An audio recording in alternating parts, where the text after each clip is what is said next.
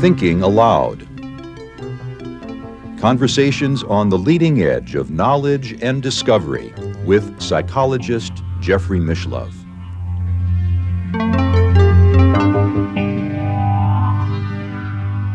Hello and welcome. I'm Jeffrey Mishlove. Today we're going to look at training telekinesis, which is another word for psychokinesis or mind over matter. My guest, Sean McNamara, teaches individuals and groups how to cultivate telekinetic abilities. He is the author of Defy Your Limits, the telekinesis training method. Learn Psi ability and then use it to empower the rest of your life. Also, Meditation X Telekinesis, the mindfulness practice of moving matter with subtle energy and intention. And finally, his most recent book, Renegade Mystic, the pursuit of spiritual freedom through consciousness exploration. This is an internet interview, and now let me switch over to the internet video. Welcome, Sean. It's a pleasure to be with you. Thank you, Jeffrey. I'm really happy to be here. You've been training psychokinesis or telekinesis, I think is your preferred word, for about 5 years now, is that right? That's right. I taught myself how to do it a few years ago, and when I talk to most people about it, I call it telekinesis, mostly because that's what the kids call it. I find out that people are learning this around the world, and the young practitioners like the term telekinesis, but I know it's an older term, and most researchers prefer psychokinesis. Do you find any difference between telekinesis or psychokinesis? Well, I think psychokinesis is an overarching term, an umbrella term for mind over matter, and why I like telekinesis regarding what I've taught people to do is because of that tele. It implies distance of not touching the object with your hands versus doing something like spoon bending. For example, if you're going to bend metal with your mind, most people do it touching it with their hands. And then there's always a question, was it muscular effort or was it psychic ability? But with telekinesis, that notion of distance, it removes that doubt and really shows that something is happening on a non-physical level. So I see that fork you held up. Is that one that you've bent? It is. I thought I'd have it handy just as an example of psychokinesis. It's something that I do with my friends here in Denver. We get together and do different kinds of psychic experiments. And the spoon bending is one of the more fun ones because there's a lot of energy and noise involved with that. And usually a lot of people succeed right away. I know years ago, Jack Houck, the late Jack Houck, used to hold PK parties, and dozens of people would report forks and spoons bent in the most amazing ways. And actually, it's his inspiration that I remember when I teach these classes. I watched his video from his website, and his technique is great. It's easy to learn. I know there are other techniques out there, but his is the one that I've had the most success with personally and that a lot of people enjoy using. And so in a way, nothing new is happening with today's spoon bending parties.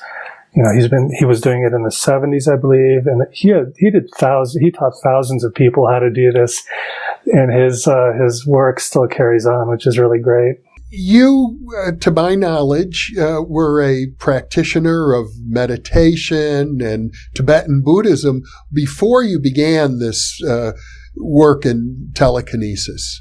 Yeah, and something happened in between that time when I identified myself as a Tibetan Buddhist. I was in a couple of different groups, and because of some negative circumstances that happened, I decided to separate myself from them and actually to disidentify myself with any religion whatsoever, because I realized that my big spiritual question still lingered in my mind, and that was a fear of death.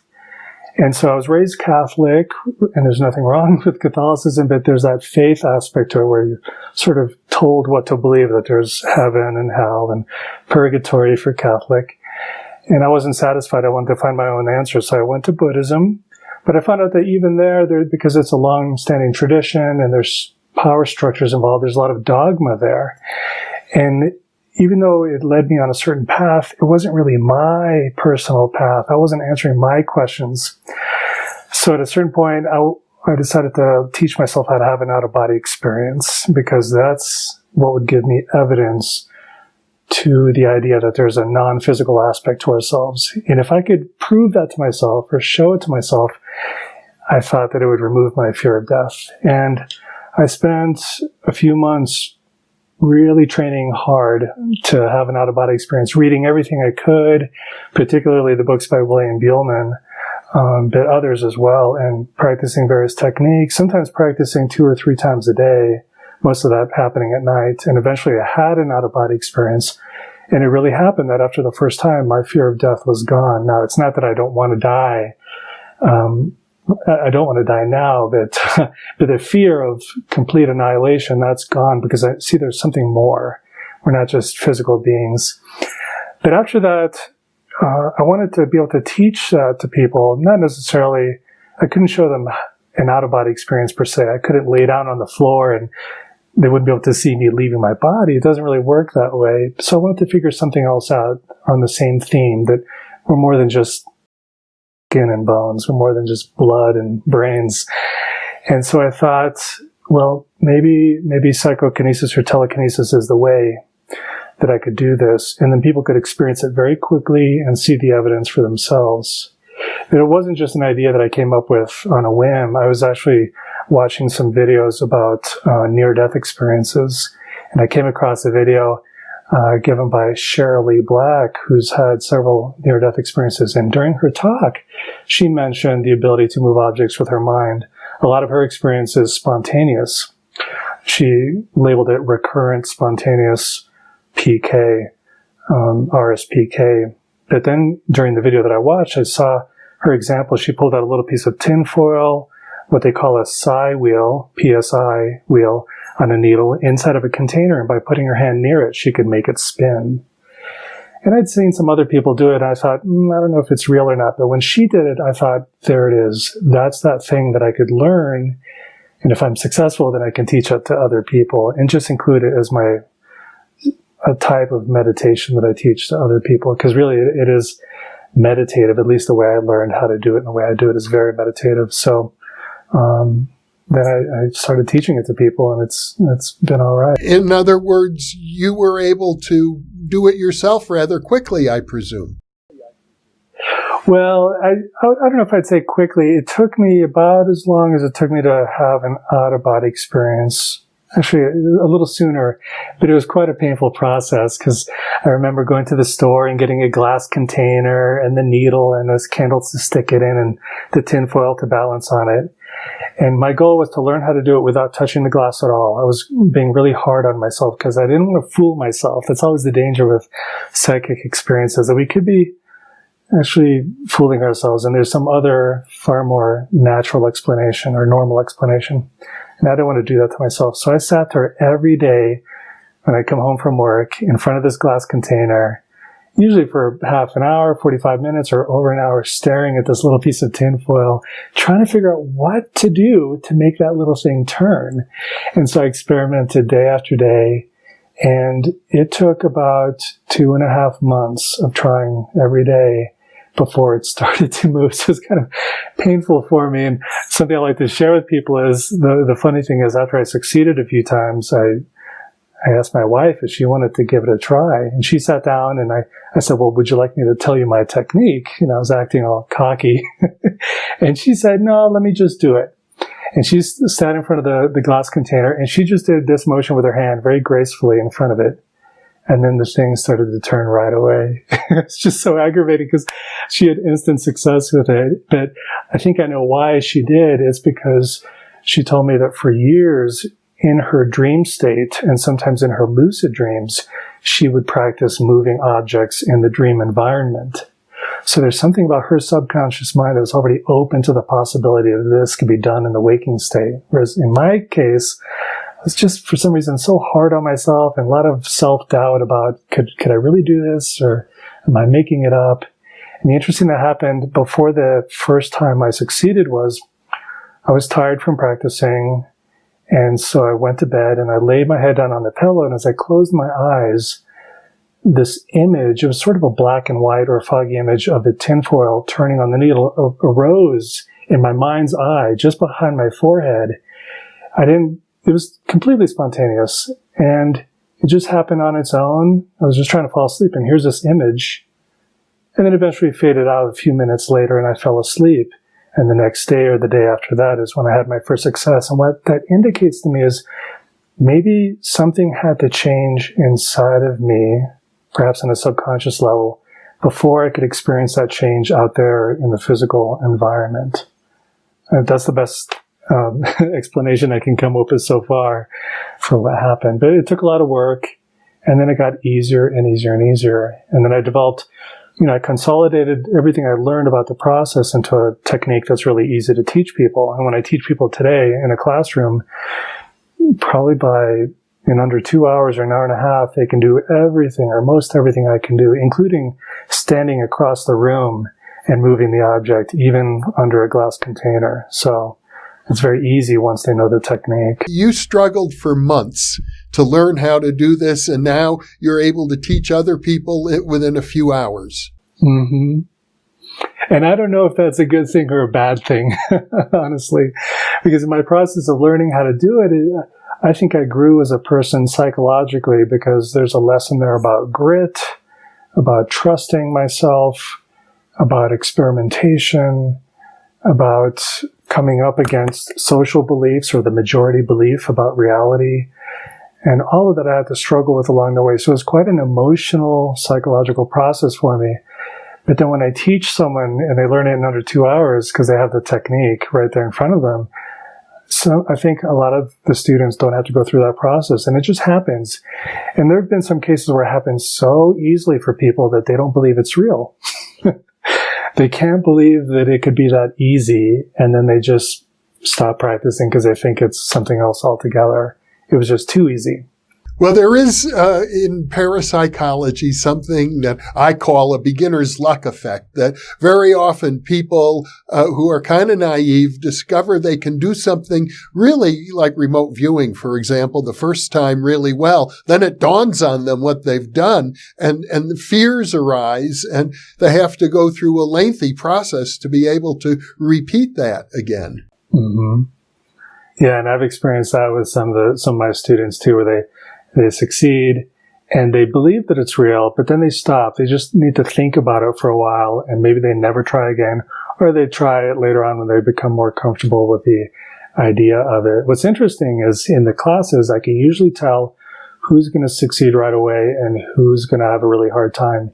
And it's normally the smartest, or I should say the most educated people, maybe the people who have a physics background and engineering background, or, that kind of education, because while they're trying to get the object to move, they're analyzing the process. They're trying to figure out, well, how does this work? And they're thinking about quantum physics. They're thinking about entanglement, and they're doing all this thinking, which requires a certain state of mind, of consciousness, namely the beta level of brainwaves. They're thinking that way, and they're struggling to have an effect. Meanwhile, the people who just come in thinking, maybe this will work, maybe not, or the believers, so we have that sheep-goat effect, they just take to it like water, because they're not trying to figure it out. They just want to do it and see it for themselves. And so there's not a lot of pressure there, not a lot of logical analysis either. Well, one of the points you make in your books is that this is not something that is done from the level of ego. Yeah, that's right. And a lot of that came through to me accidentally as I spent those many weeks trying to learn how to do it. Little things would happen along the way that gave me a clue to this. For example, I typically start a session looking at the object in a normal state of consciousness. Maybe I just got home from work, or I've been watching a little bit of TV or something, or doing something else in a very alert state. That after sitting there for a half an hour staring at a piece of tinfoil that's not moving, I would start to daydream and think about other things. Even though my eyes were still on the object, my mind was somewhere else. And at that point, when I'd start to enter a dreamy state, and sometimes I'd actually start to fall asleep the way we do in meditation sometimes, falling asleep sitting up, that would happen. And that's when the object would start to move. And I realized, when I'm drifting from a beta state down to an alpha state, and maybe maybe a light theta state perhaps, that's when there seems to be a response from the object in front of me. So I have to figure out a way, how can I produce that effect on purpose? How can I change from a alert state to a very relaxed, daydreaming state? Well, you have often suggested in your books that it involves a kind of merger with the object itself, the realization that you're not actually separate from this piece of tinfoil. Yeah, I think it's a helpful, I'd call it an attitude adjustment, especially when I'm teaching this in class. I usually start by telling them, or I'll ask them to pick up the object, and first I have them hold it in their hands and toss it about, and I tell them, feel how light that feels. It's almost weightless, so of course you can move it with your mind, no problem. And then I have them pay attention to the details, to look at the colors that are reflected on it. And this also applies to paper. It's not just tinfoil. You can do other objects. Just so we're clear for the benefit of our viewers, you're really making a little pinwheel out of paper or tinfoil suspended on a needle and getting it to spin around, and ideally in a situation where it's covered by a glass jar so that you can't blow on it. That's right. And when I was doing this by myself, I got to a point where I was so doubtful of myself, I would tape the bottom edge of the glass container to make sure that no air was coming in or out of it. After a while, after I had enough success, I stopped doing that, because if I accidentally bumped the table, I have to go through the process of untaping, putting this stuff, the object back on the needle, and then retaping. So after a while, I just stopped. But I had to go through that process to prove to myself that air was not involved. But yeah, so it's just a little object on a needle.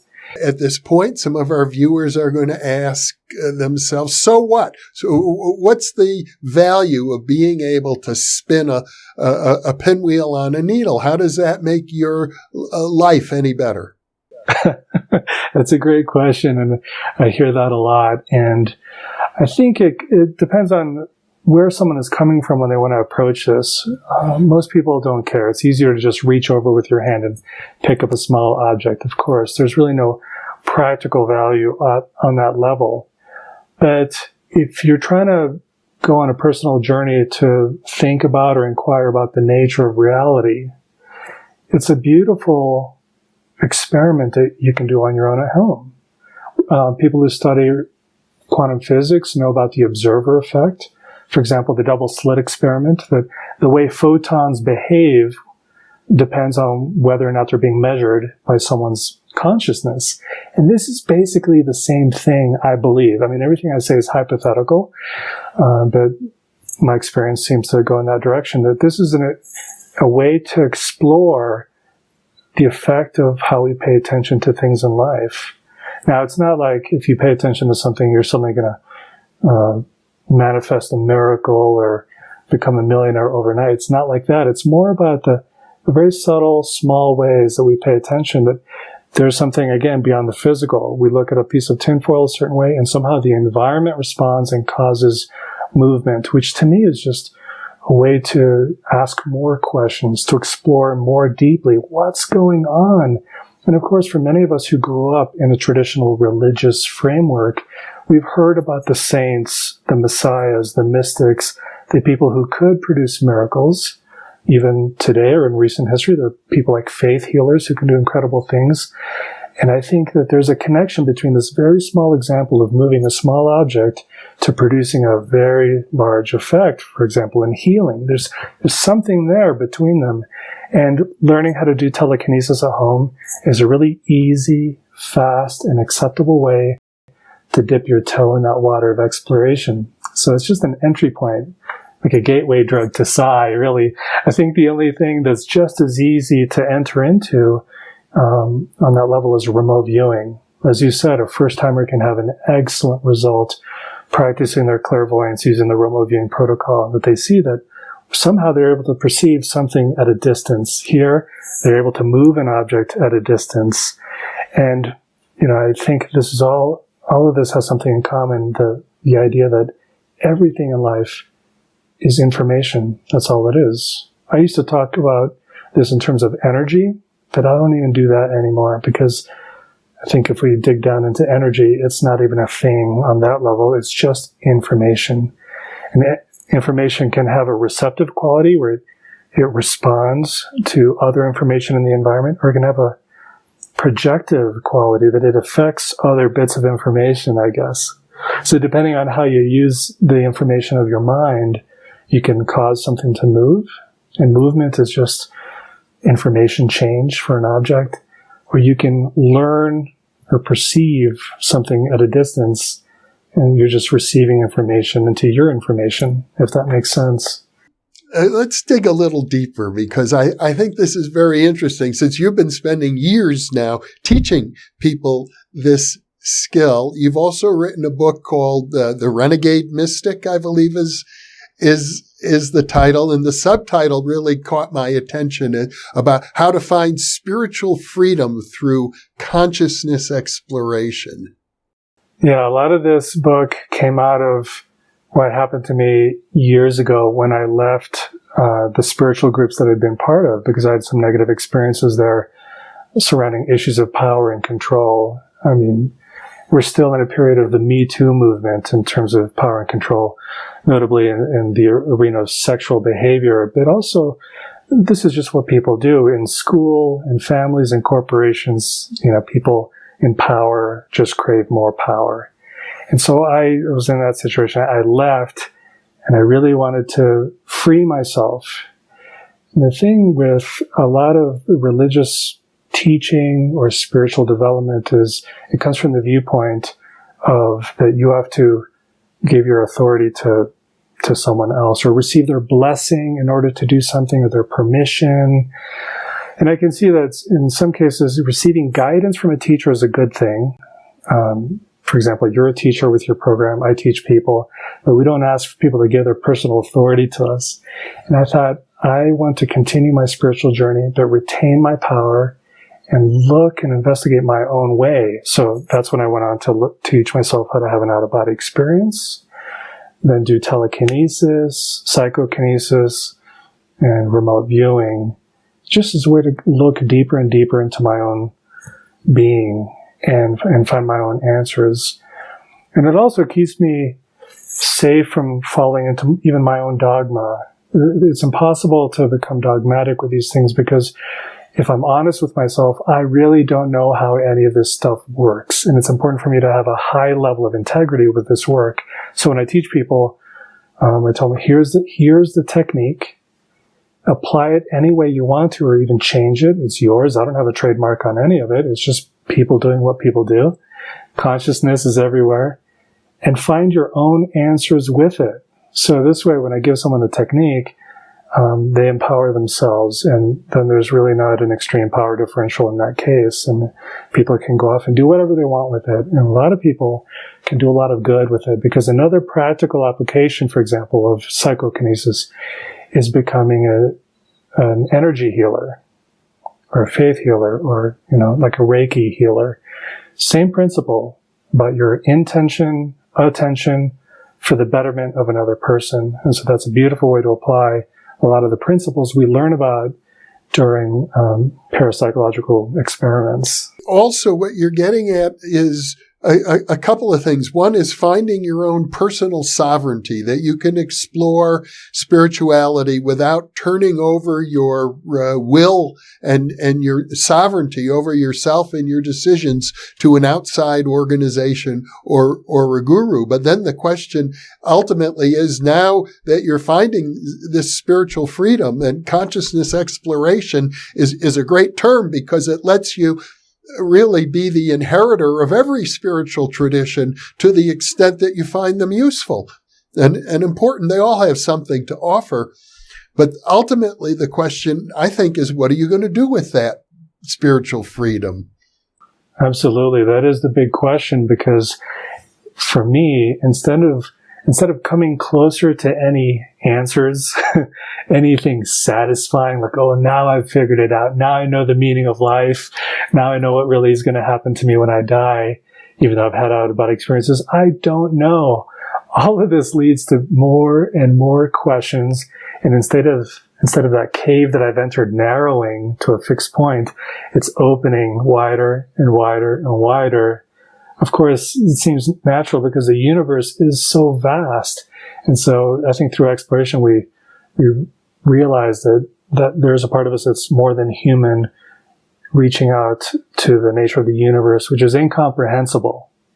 And I think the human tendency, which is natural because we seek security, we seek limits, we need a framework to exist in while we have this physical body, is to know where we are in the universe, to know our place in life, to know that there's a beginning, a middle, and the end, and that gives us a certain level of security. And I think that that's what humans do with religion. I'm not knocking it. It's useful. We need it to work with each other, to live with each other. But it locks it down. It gives us a conclusion about what it is to be alive, what it is to exist. But the conclusion might be premature. It might be leaving out a lot of truth or what's really going on.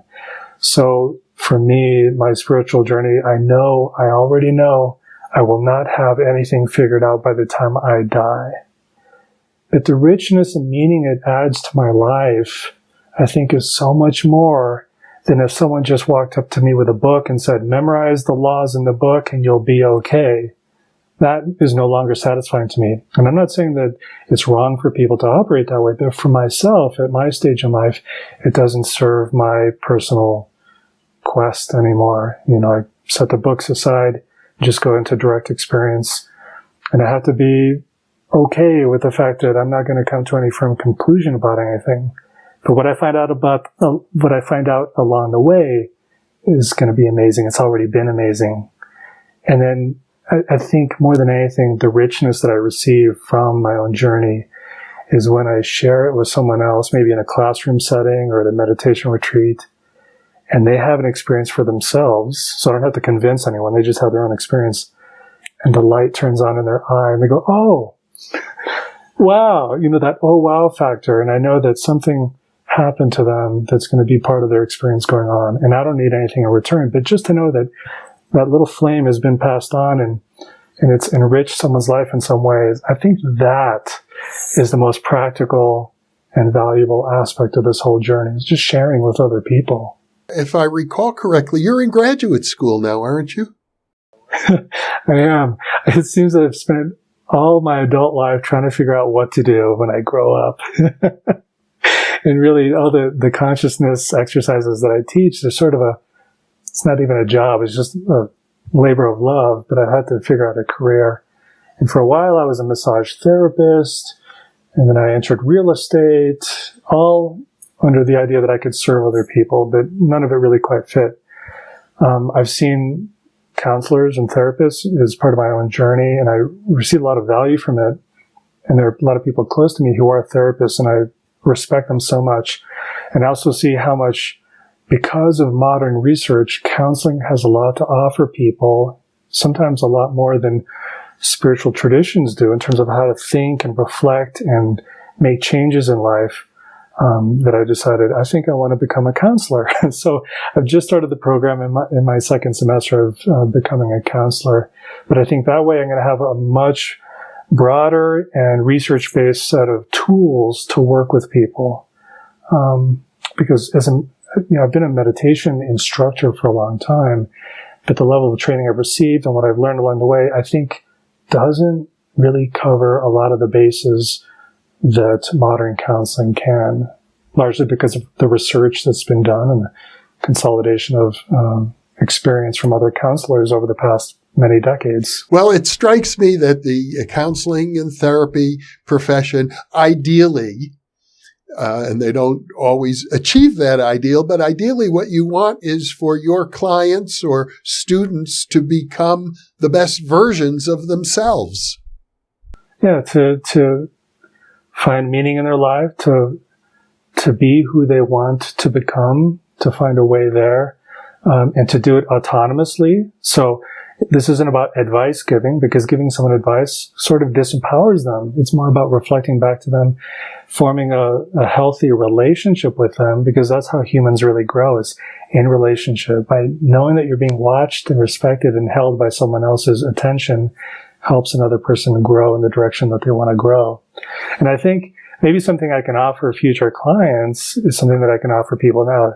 Imagine a client going to a therapist and telling them, I had this experience the other day where I flew out of my body and I think I'm going crazy, you know?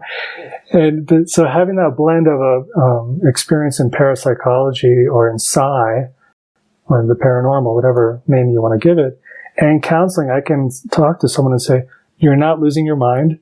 This is something that actually happens. And let's talk about how it's changed you or how it's informed you about life.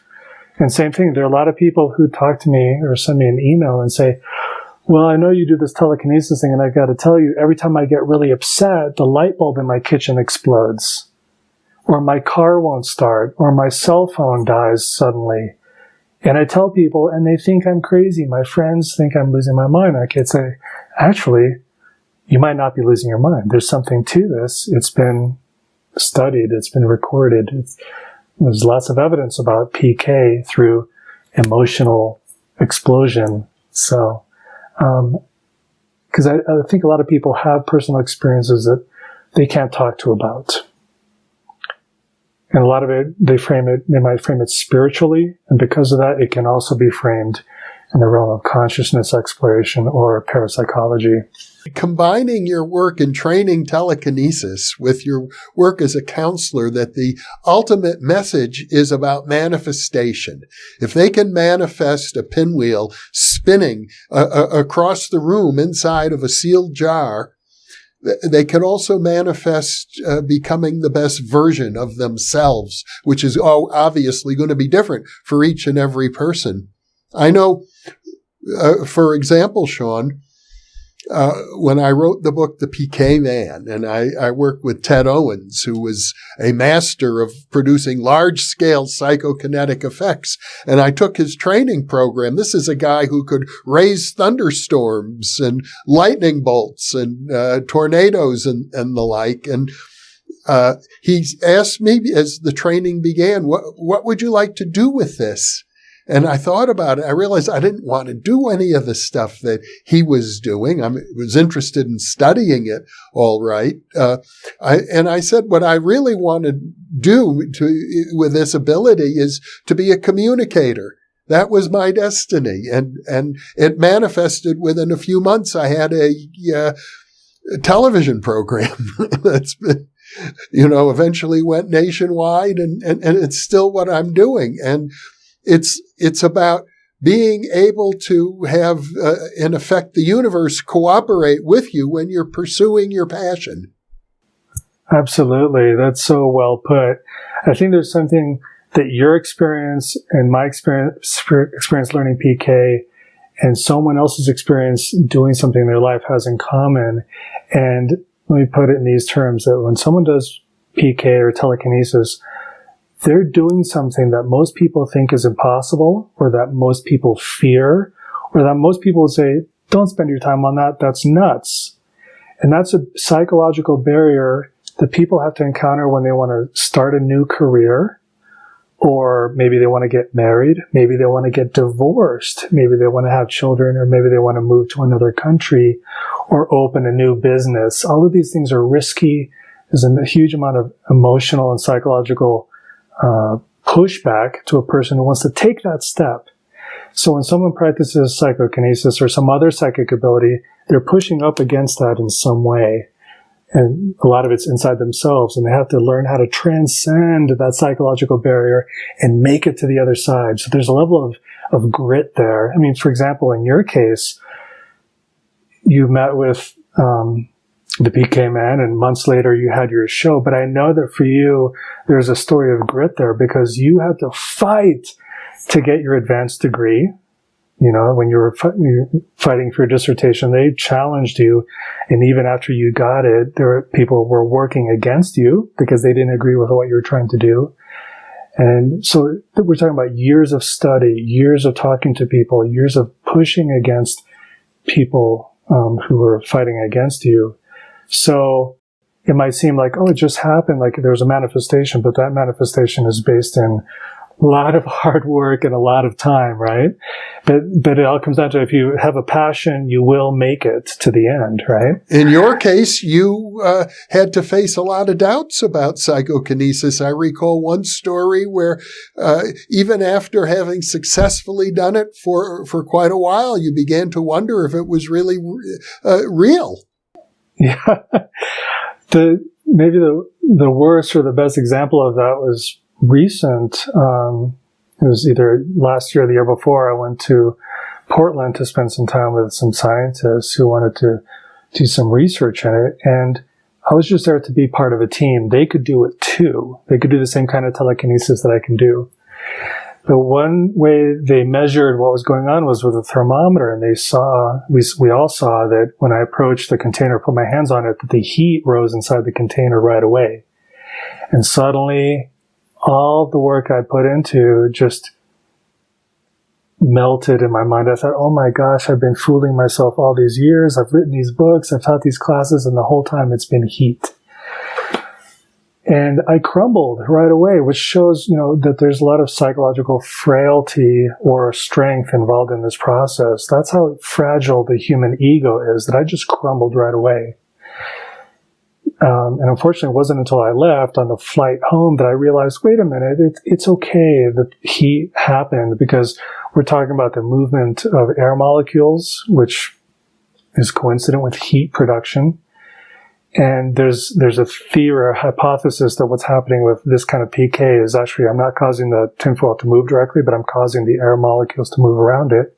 So heat's not a problem if that's the case. But then I also started to remember why heat isn't a problem, because with the breathing technique that I teach people, you can actually change the direction of the movement by modulating your in-breath and your out-breath, because breathing affects awareness and the flow of energy in the body. At least that's what some traditions say. So that counteracts the heat issue, because if I can control the motion or the speed of the object by how I'm using my mind and body, that means I have some level of control over it. And also sometimes the object will come to a stop and I'm sitting 6 feet away from it, and I just go a little deeper into my mind and bring it out of a state of stillness into a state of movement again. There are about 3 or 4 other reasons that I remembered that heat wasn't an issue, that there really was PK happening. Another interesting one is I could set up 3 containers in front of each other, in front of me, meaning that the furthest object shouldn't move first, because the heat coming off my body would move the one closest to me. But often it's the one furthest away that responded first, and the one closest to me wouldn't move, or some variation of that combination. And some people might think about auras. Maybe my energetic field was moving out to that distance, and that has something to do with it. It's just another idea, but I don't know for sure. But basically, I crumbled so quickly when, in the face of scientific observation, and all my doubts came back. And later on, I rebuilt my confidence. And so now I tell people, look, if you're going to do this work, you should commit to spending 100 hours doing this kind of telekinesis. Because by then, you'll have so many strange experiences, you'll be sure that there is some sort of psychokinetic effect happening, and it's not the random movement of air or the production of heat inside the container. Another example, and this one's kind of fun, is that the object, when I work with the same piece of tinfoil or paper for a couple of weeks straight, it seems we start to develop a relationship. Maybe it's an energetic or a consciousness relationship or some type of pairing or entanglement. Because what will happen once in a while is I'll walk into the room and the object will be on a table across the room. And just as I cross the threshold, I'll look at the object and it'll turn to face me like it's alive. So there's something about relationship or over distance in time, which again is an indicator that this isn't a mechanical effect produced by heat or friction or static or whatever else. So that people won't have these experiences unless they dedicate hours and hours and hours to practicing it. Because a lot of these things happen accidentally, as most psychic events do. They're unpredicted. They just happen spontaneously, and then we can't track them. Isn't that a thing in parapsychology that Psi, the fastest way to kill the psychic effect is to put try it in the and laboratory? control it. I have learned over the years it's much better just to allow things to happen and appreciate them when they do and enjoy the spontaneity of it rather than to have it under control. But I have to say, in your books, you've done a masterful job of analyzing all of the emotional nuances that rise up into consciousness when you do try to control it. And I see the merit of at least once in a while trying to control it. That's really how the whole field is going to evolve. I can well imagine that 100 years from now, Sean, that the sort of thing that you're doing, and you're sort of one of the very few people in the world today teaching psychokinesis or telekinesis, eventually it may become widespread. Well, yeah, I think in that way, it's become my spiritual path. So taking it even further than just a consciousness exploration, it is a matter of spiritual development because of that very human emotional aspect to it that I learn about myself. I learn about my ego and my defense mechanisms and all this stuff as part of the process. I think when we hear stories or anecdotes about psychic experience, it's very mechanical, like, oh, a person did this, they made this happen, or they were able to perceive that. But a lot of the books or a lot of the reports don't dive into the human element, probably because it's very private. It's so personal and intimate. But for some reason, I like to share that part of myself. I guess I'm more open than I'm aware of, that there is a very human component, which I think adds to the richness of life, instead of making it like some sort of magic trick or an illusion, because those are pretty much empty of real meaning, I think, although they're highly entertaining and have some of the same lessons, but there's something else with real psychic experience. Well, Sean McNamara, this has been a fascinating discussion. I think you're doing wonderful work. I encourage our viewers to look into it further. If they want to cultivate psychokinesis, you're definitely one of the go-to people. Thank you so much for being with me. Oh, thank you. I had so much fun talking to you. And for those of you who have been watching, thank you for being with us.